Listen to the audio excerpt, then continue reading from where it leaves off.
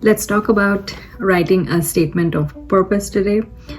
This is a very common question that I get from students, how to prospective PhD applicants, how to write a statement of purpose. So let me just again clarify that all the things that I say in my videos are based on my personal experience. I have never sat on the admissions committee, so I don't know what goes on, but as a person who has applied for a PhD program and having had to write my own statement of purposes, plus also now as a writing studio tutor where I assist students with writing and tailoring their applications, I would say these things that I talk about are from personal experiences, and it's not. The things I say are not set in stone, but still, I think this is the way that I did write my statement of purpose, and this is how I tutor the students that come for help with their applications to me regarding their statement of purpose.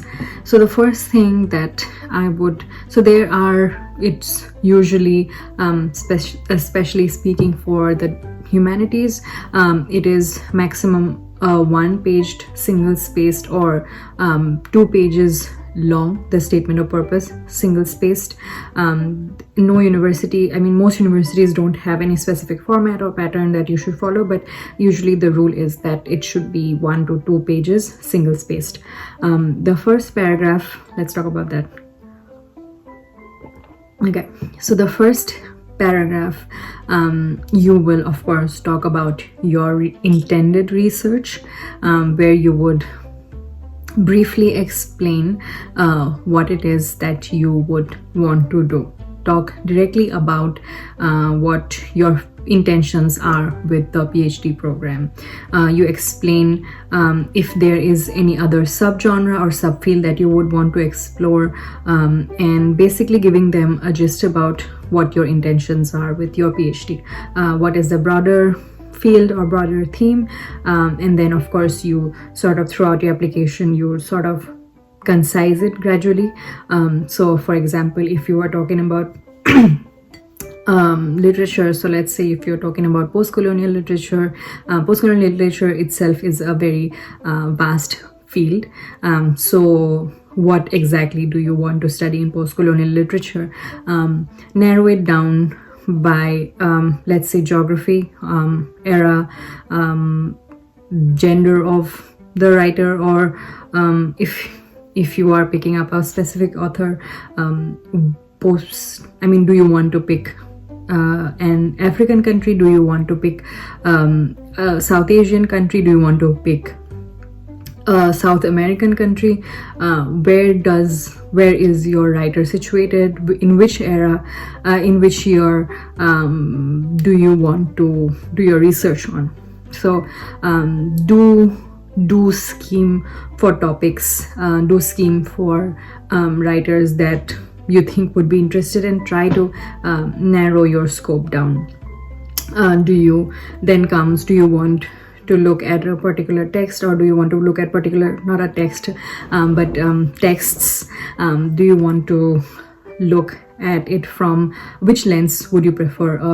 Let's say a feminist lens, a Marxist lens, or what is it that so try to narrow your field down by picking regions, picking times, picking the age when where you want to situate your work in. So that's about what, in broad sense, what you will write in your first paragraph.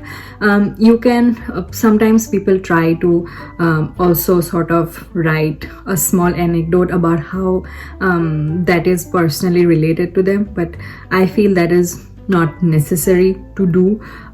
You don't have to share any personal details, especially when it comes to statement of purpose written for graduate school. I think that writing a personal anecdote is more valid for an undergraduate application. Then comes your second paragraph. In the second paragraph, I think I would recommend people to sort of write about the literature review, write about theoretical books in that field, and how those, especially existing theory, what are the things that are already written about in this field, right? PhD is always about either creating new knowledge or finding the gap, right? The gap in existing knowledge. So where is your literature situated? Where is your research situated?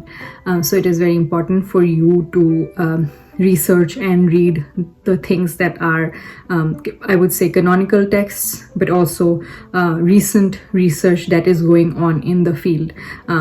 Because if you can talk about canonical texts, but they mostly are, let's say, written like 50 years ago minimum or 100 years ago, right? But of course you can base your research on that, but after those 50 years, 100 years, there have been more research done, right, on those similar topics. So how has that research evolved, and where is it that your research is, or where will it go? So kind of in which direction do you want your research to go in? You should talk about that. You should talk about the literature review should consist of the things that are in talks in your field, and then you should also pick a few, name drop a few texts and authors that you would like to work on. That also shows that you have done your research and that you know your field. Then you can, in the third paragraph,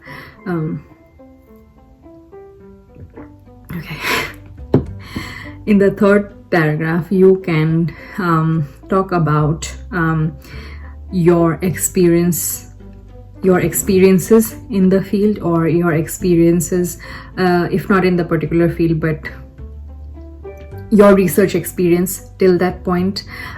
If there is any conference paper that you have worked on, if there is any article or book chapter, or anything that you have published academic in an academic journal, if you have worked on any independent research.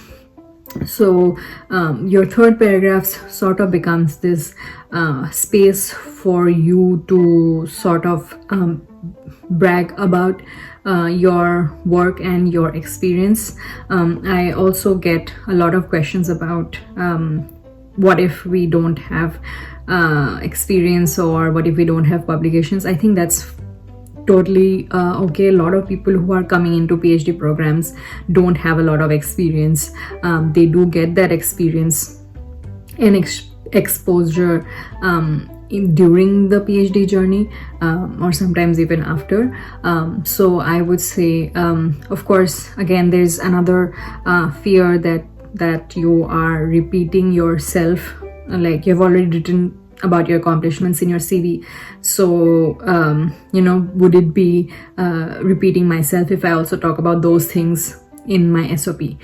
First of all, you don't have to write everything that you're writing in your CV. I would say cherry pick the things that are most relevant and important. Of course, you should talk about, if you have any independent research, you should talk about that. You should talk about that in detail, describing it to the admissions committee, how working on one specific project or paper, how did it help you as a researcher, not just what you learned in that journey, but also not just about your findings, but also about what are the qualities as a researcher that you honed during the process of working in that particular project.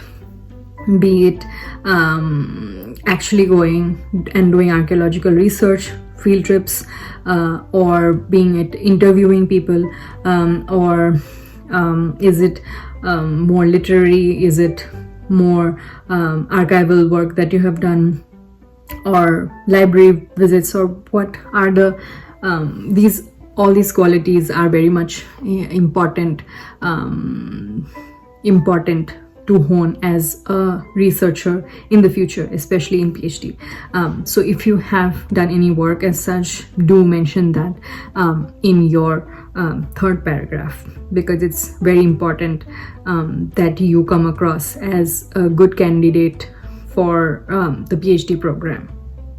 The fourth and the fifth paragraph, I would say I highly recommend people write about is their future university and also the prospective professors they want to work with.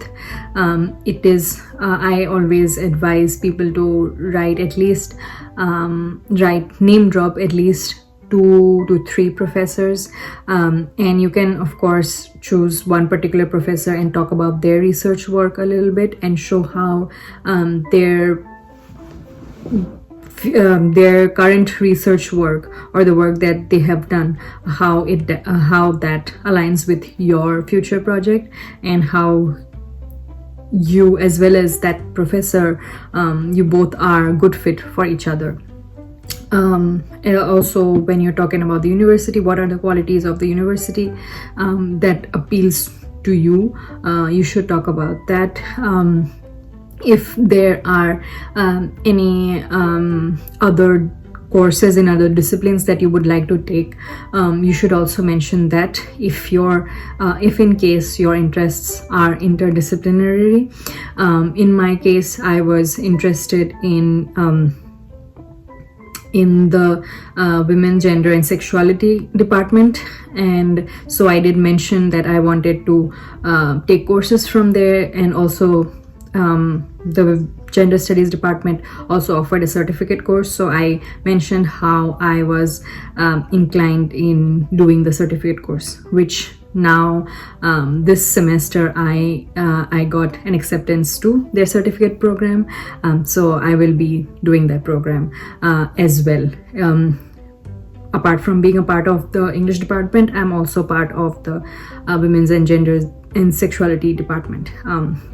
So in case, I mean, of course you don't have to do it if you don't want to later on, but if in case your interests are multidisciplinary, you should mention that in your application. So this is what you will write about in the fourth and fifth paragraph.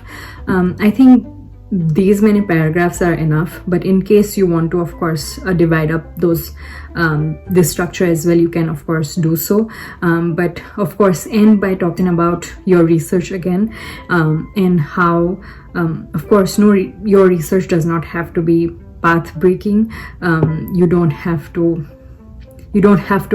I mean, you can of course, it'll be great if you discovered a cure for cancer, but it doesn't have to be very unique that nobody has ever heard of, because that becomes really difficult to do research on. So I would suggest that when you are researching your topics, when you're finalizing your topics, I would also suggest that you keep in mind that it's a field that of course you would produce something new, but also at the same time do keep in mind that there should be some research to fall back on. To create your thesis, there should be some research to fall back on. I did this mistake during my master's when I was writing on digital travel writing by women, and there was so little research done on that, and at that time I was also very new to research, so maybe I also did not know what to go off my research about, so it was very difficult for me because I was finding it really difficult to find what I should work on. Okay, I had that really fancy topic in my head, and I told this is what I want to work on, but when I actually started to work on that, it was really difficult for me to find research to fall back on. So I mean, of course you can do that. It's just that your journey becomes a little difficult, and you don't want to put yourself through that.